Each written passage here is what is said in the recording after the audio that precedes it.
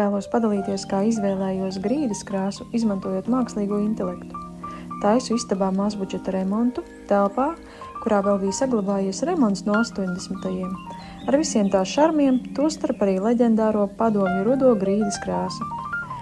Katrā jomā ir daudz nianšu, un lai gan ar otrām esmu uz tu, interjeru iekārtošanā man nav lielas pieredzes, īpaši kā izvēlēties piemērotu grīdas krāsu. Sienām izvēlējos tapetes no man mīļākā stenda, nocinota prece. Tā nu lūk, šādi izskatījās istaba procesā. Vērsos pēc palīdzības pie mākslīgā intelekta, un lūk mūsu saraksti.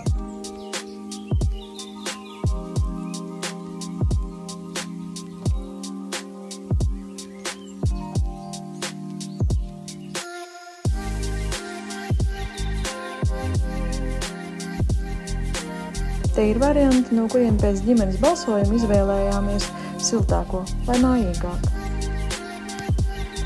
Mākslīgais intelekts man ne tikai piedāvāja krāsu idejas, bet arī precīzus toņu kodus, kas palīdzēja orientēties veikalu piedāvājumā. Atlika vien doties uz būvniecības veikalu pie krāsnodaļas konsultanta. No zīmoliem izvēlējos sadalinu, ūdens bāzes krāsu, kas ātri žūst. Visizdevīgākā cena bija veikalā depo. Šis nav reklāmas ieraksts. Visu iegādājos pati un vienkārši vēlos padalīties savā pieredzē. Grīdu rūpīgi nomazgāju, attaukoju un aiziet. Un lūk arī pirmais krāsas slānis. Nezinu, vai grīdas parasti krāsu var rullīt. Es nezinu, bet pieredzi var jau gūt tikai darot. Tagad ar nepacietību gaidu, kāda tā izskatīsies pēc nožūšanas un nākamajiem slāņiem. Gribu redzēt rezultātu, spied patīk un seko.